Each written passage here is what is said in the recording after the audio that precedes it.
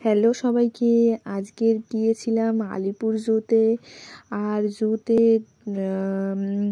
আমরা যাওয়ার ফার্স্টেই আমরা এই যে বড় বড় কুমির ছিল সেগুলো দেখলাম।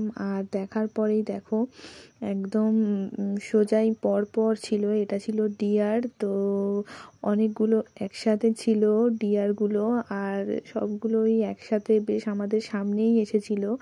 আর আরাস তো খুবই মজা পাচ্ছিল দেখে, আর একদম সামনে থেকে ডিয়ারগুলো দেখলো আরাস। তো আরাসের আজকের খুবই খুবই মানে ভালো লাগছিল।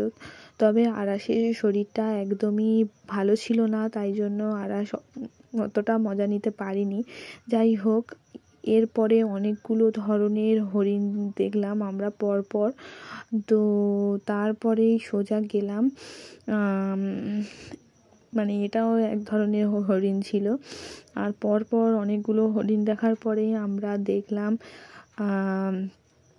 মানে আজকের জুতে এত ভিড় ছিল যে কিছুই সেরকমভাবে ঠিক মানে সামনে থেকে যে সব কিছু দেখবো সেরকমভাবে হয়ে ওঠেনি সব কিছু দেখা।